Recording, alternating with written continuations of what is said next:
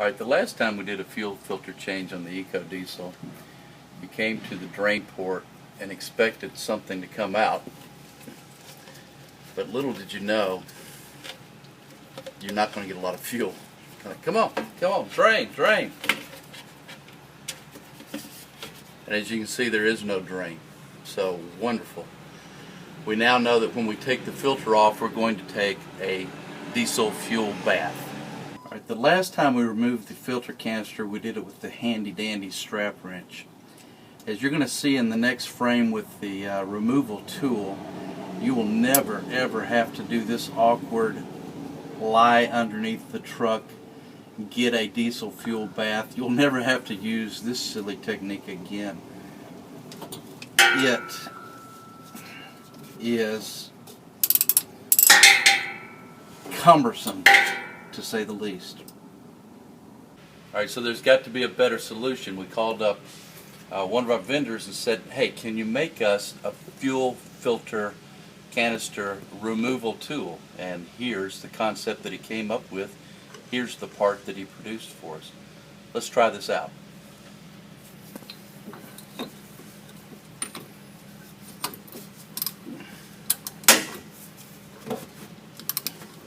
That is much easier than a strap wrench.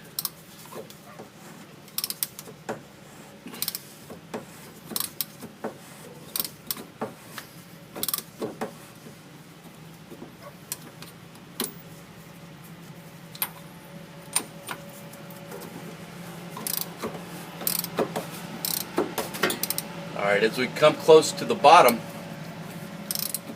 and we can do this hand with our hands, it's time to catch the fuel that's going to drain out. Alright, with the appropriate size catch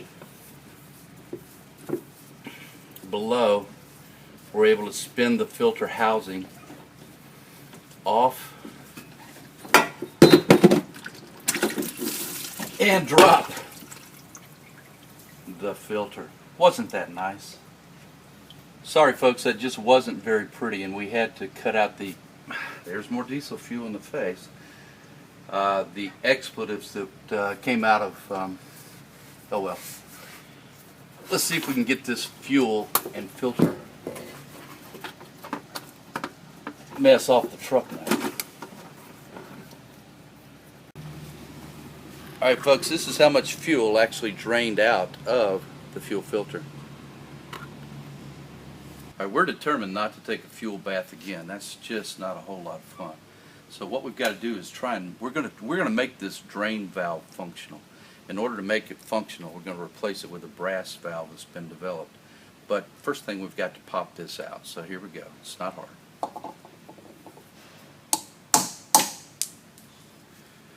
That wasn't difficult. Actually, we cracked the drain valve. Oh, such is life. It's going in the trash can anyhow. We're going to take the blue sealing washer off of it and put it onto our new brass drain valve.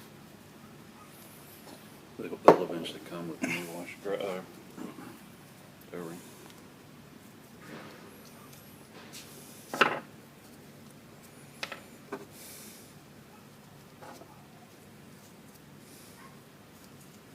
Alright, the new kits will come with a new O-ring.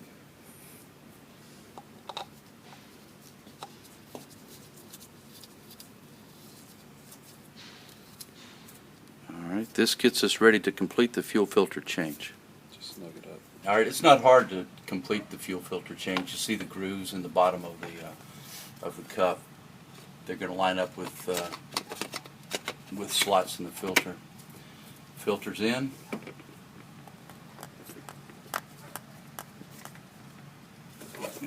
Line it up on the shaft, take it up, and we're going to use our new tool to tighten it up once we've got it snug. Alright, it's on there and snug. Let's break out that new tool. Okay, now that we've got it on hand tight, we'll come in with the 19mm and secure the filter in place until it gets to the torque spec that we call good and tight. There we go. Alright, let's snug up the drain valve, and by snug up, we'll add about that much tightening to it.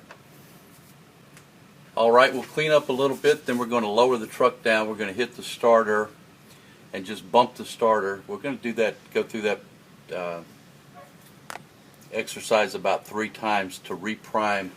Well, you know, we've got about a quart of fuel that we've got to fill up into this canister, so we'll do it about 3 different times to reprime the system. Let's bring the truck down, reprime it, and crank it up. As soon as you turn the key to the on position, the fuel pump operates. If we're really quiet, you'll be able to hear it. On this truck, we have been tinkering around with all different things related to the fuel system. This fuel system has an on-off switch. If you listen carefully, I'm going to turn the ignition on, and you can hear the fuel pump prime. When we hit the switch to off, you'll be able to hear the fuel pump no longer running.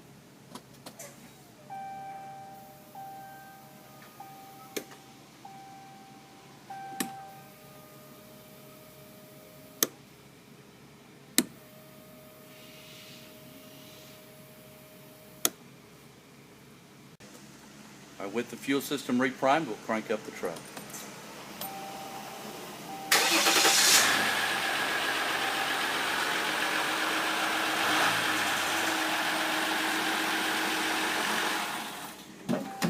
Okay, let's see how much easier the fuel filter change would be now that we've got the new drain valve installed.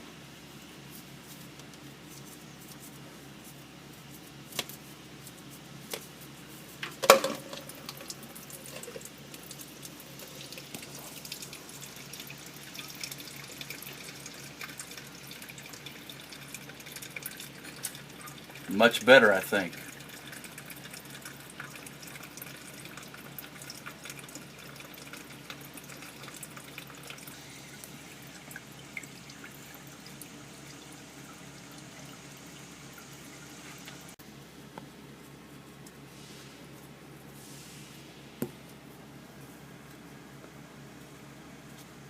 With the fuel drained out, let's try our new canister removal tool.